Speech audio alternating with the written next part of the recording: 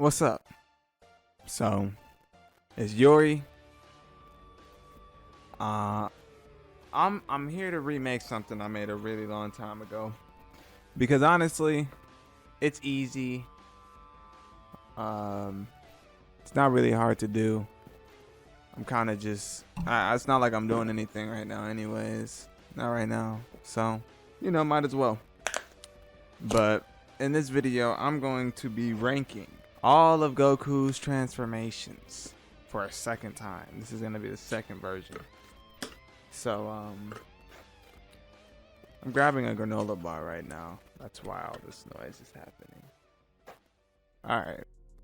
So the three bases for this video that I have to really, judge if you guys, need a reason for why I feel the way I do. The three bases are, number one, what the transformation meant for Goku's character and status.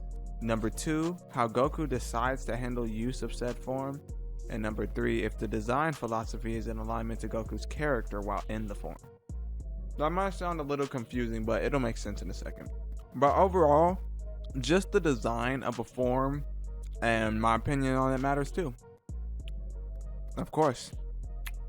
That's basically it. And this is just for fun and for easy content, so enjoy. The forms that I have on my list are Kaioken, Super Saiyan 1, Super Saiyan 2, Super Saiyan 3, Super Saiyan God, Super Saiyan Blue, Super Saiyan 4, Super Saiyan Blue Kaioken, Perfect Super Saiyan Blue, Ultra Instinct, Ultra Instinct Sign, Mastered UI, Battle Avatar, and the Great Ape.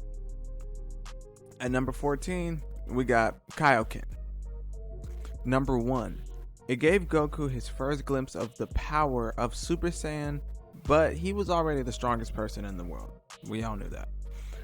He uses it rashly, in my opinion, on a whim rather than allowing the multiples to actually improve his overall chances in a fight. And if you don't understand what I'm trying to say, I feel like if Vegeta had Kaioken, I don't think he would just go straight up times 20 times 10. I think he'd be the type of fighter to go times 5. Let me stop, pause, get stronger, do this, blah, blah, blah.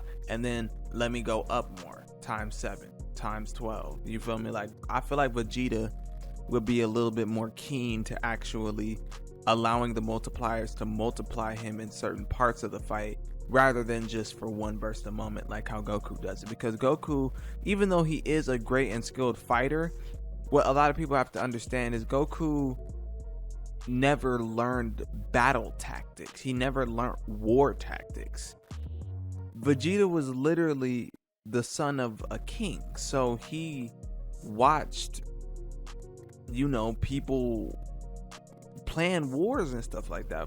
Goku never saw anything like that, so the way that he uses Kaioken to me is just a little rash. But I do believe the way that he fights in Kaioken aligns with the overbearing effects it has on the body. And he's very explosive, potent, and precise with his movements, and I think that it's pretty cool. Alright, now this is just me free spitballing about Kaioken. Just from what I remember about Kaioken back in Dragon Ball Z, it felt like something that was supposed to be important, and then Super Saiyan happened and nobody really cared about it anymore. Like, Kaioken never really caught on. Like, there was nobody like walking up to you saying like Kaioken. Like, nah, bro, like it wasn't like that. It kind of just felt like something Goku could do. But more than anything, the Kamehameha was always way more cool than the Kaioken. It's just kind of like the Kaioken was just all right. I don't think it did enough for his character, or is that cool for me to really put it above anything else, honestly. And at number 13, we have Super Saiyan 3. Number 1, it's practically Goku's ascension to godhood, giving him almost unlimited chances to do whatever he wants at this point. He can literally fight Boo, one of the strongest people of all time, and practically die 2 or 3 times, fuse, get eaten, have everybody lose, come back, and then still beat the guy, and then have him reincarnated into a fighter that's for him. Bro, like, By the time he hits Super Saiyan 3, I know a lot of people like to say he gets really ridiculous and super, but bro, by the end of Z, that boy was crazy, bro. That boy was crazy. Really, he was crazy. Number 2, he uses it to flex or to make a point.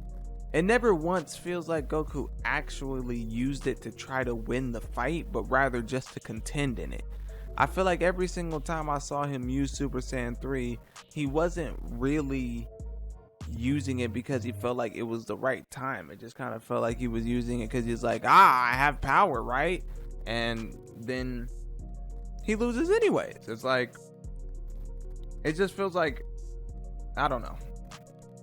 Number 3, he basically fights the same as any other form that he has. And he has one special move in the Dragon Fist, but it's just basic and dull to me. Like, I don't like the design. I think that the eyebrows are really ugly.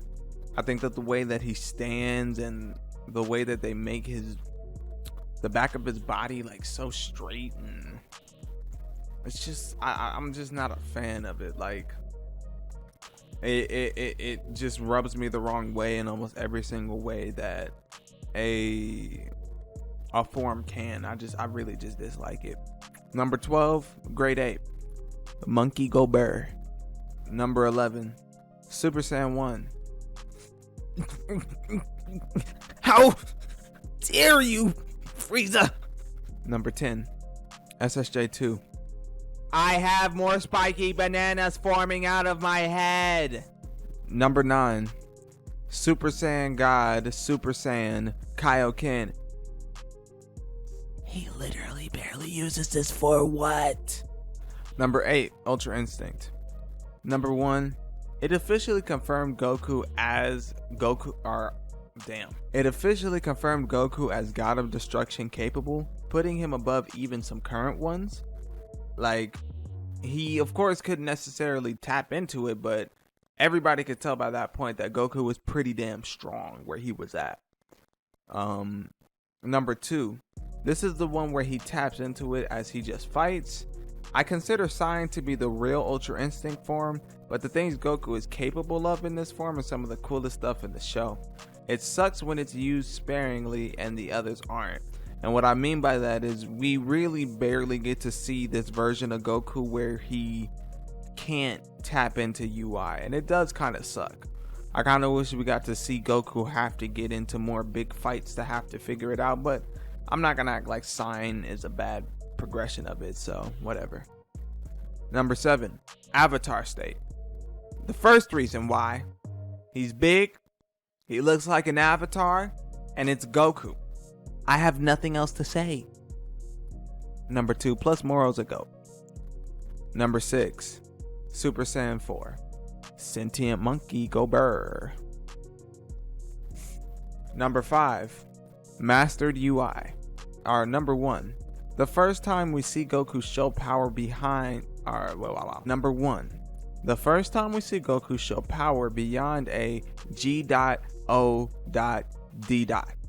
He's one of the most powerful in the universe in these moments. Number 2, it was a great way to end the fight. It brings me back to early SSJ1. He has the power of Ultra Instinct with the determination of early Goku and mastered Ultra Instinct. I feel like when he proclaims the things that he proclaims and, says what he believes in, and then proceeds to fight Jiren after literally watching Jiren wax everybody in the whole entire tournament while he was basically meditating half the time, it really reminds me of early Dragon Ball, and I really feel like that was actually one of the best moments in the show. Like, genuinely, I really do. Number 3, its white, sentient, confident aura screams Goku's mastery of fighting. It's great to me. I think that the way that they have the white enveloping all around him, and he's just so elegant looking, like he moves elegantly and everything, like he's like an angel. It's really interesting just because he lays the smack down on everybody. Like, that's literally what Goku does. But he's always been very he's always been very eloquent, and he's always been very like done with it. Like after he's done beating you, he's done. He lays the smackdown and he's done. And mastered UI, I love it. Number 4, perfect Super Saiyan Blue. Although it's slightly different from regular Super Saiyan Blue, Goku possesses more ability to infuse his martial artist nature with the brute strength of Super Saiyan God. Although slightly different from Super Saiyan Blue, Goku possesses more ability to Number 1, although slightly different from regular Super Saiyan Blue, Goku possesses more ability. Although slightly different from regular Super Saiyan Blue, Goku possesses more ability to infuse his martial artist nature with the brute strength of Super Saiyan Blue. Number 2, I believe it's used better compared to Super Saiyan Blue. He uses it when necessary. Number 3, I believe the slight change from the norm is just enough. His calm demeanor is noticeable and more intimidating in fights. And just to spitball about it a little bit, I actually really like the inclusion of it. I believe that it was in a Zamasu fight, if I'm not mistaken. I just feel like it adds a different layer to what Super Saiyan Blue already is, because even though a lot of people don't like Super Saiyan Blue, when you really do think about it, it makes sense to be able to fuse the first form that you ever used with the last one. Like, at least to me, I think that just makes a lot of sense, because I think to go into Super Saiyan God every single fight off rip would be a little OD, because even when we look in Dragon Ball Super Broly, we see that Goku has to tap into a certain, type of energy to still get into Super Saiyan God. But with Super Saiyan Blue, it's a lot more draining. With God, he's way more smooth. With Blue, he's a little bit more like a boxer. He's a little bit more quick and let me get this over with type thing. So I feel like perfect Super Saiyan Blue really just added a nice little different element to it that I've enjoyed ever since it was introduced. Number 3, Ultra Instinct Sign. Number 1, it officially confirmed Goku as God of Destruction level. I'd say even putting him above current ones right now. Number 2, this is the one where he taps into it at will for a certain amount of time.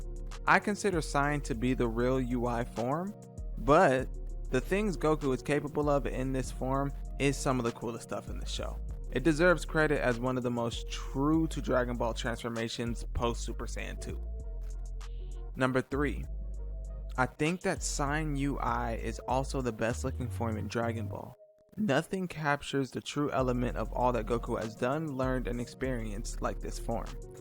His absolute just control over a fight after he taps into this form is seriously to me one of the coolest things ever in Dragon Ball. Like a lot of people don't like Dragon Ball Super and the manga and everything, but when I really go back and look at Super Saiyan and Super Saiyan 2 and all that stuff, it was cool because it was something that everybody could do, but it didn't really mean anything to the characters after a while. I don't even think it was necessarily a bad thing too, because I'm not one of those people who think that Goten and Trunks being able to transform younger than everybody else is stupid. Gohan literally did the same exact thing. It makes sense. It makes perfect sense on why that happens that way, because as generations go on, they just get stronger. They just get smarter. The first child is always going to be a little bit different from the next. That's literally just how it works. So I'm not of that opinion. Number 1, Super Saiyan God.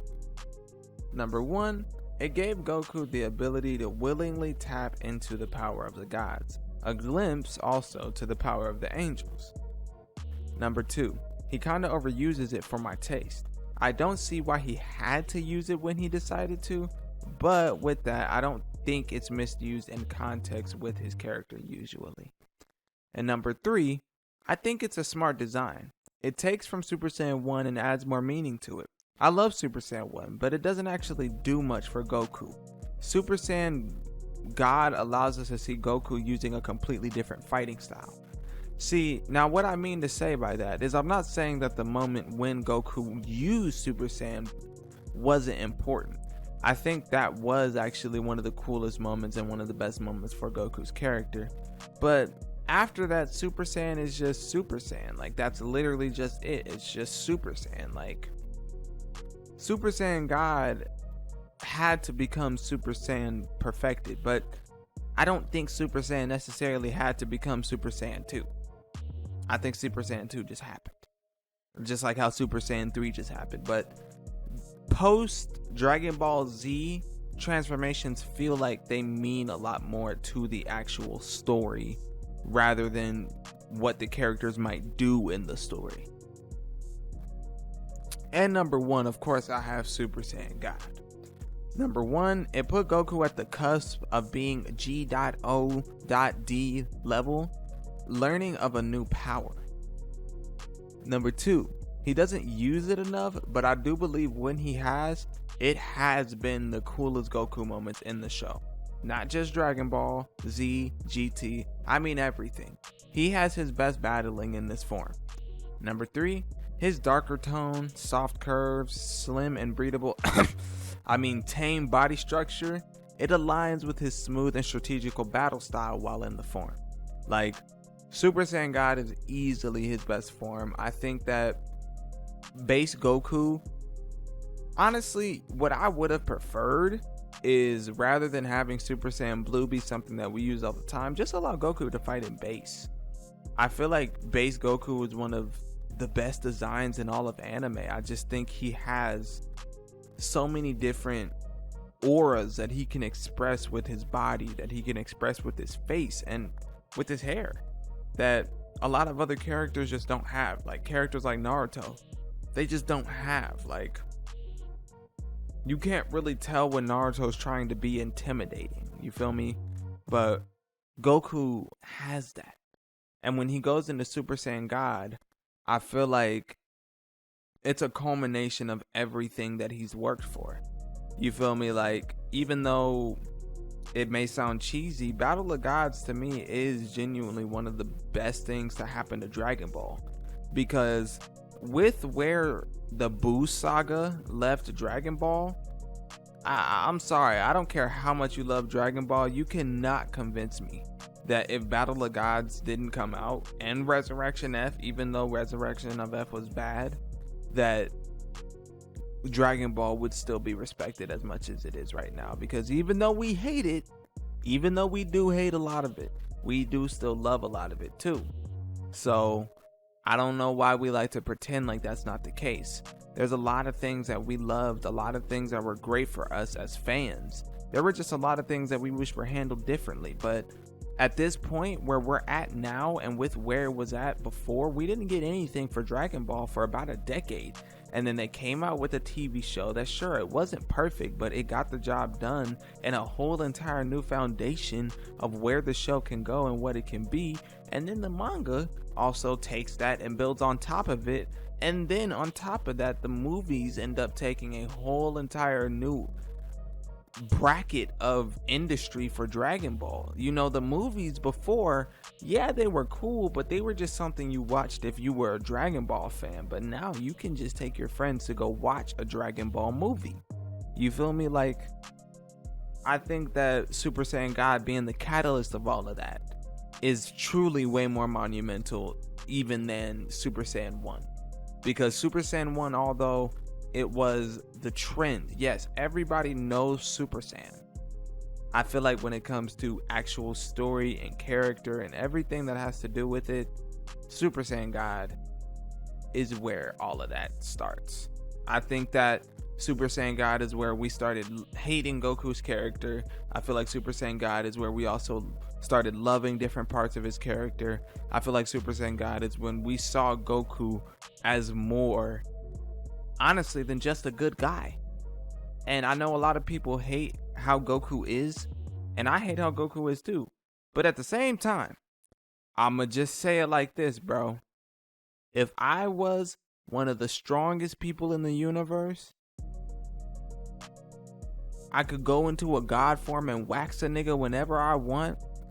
I'm already like 40, 50 years old. I still look like I'm 25. Like, I'm gonna be real, bro. What does Goku really need to worry about? Just being real. What the fuck does Goku need to worry about besides what he wants to? I'm just saying, y'all. And that's what makes people say that Goku is so dumb. But why does nobody talk about how dumb Vegeta is? Vegeta literally simps up to freaking everybody. Everybody throughout this show. Everybody. Nobody talks about that. Why? Because y'all don't be seeing how people actually have to do stuff. So y'all just be judging. The video's over.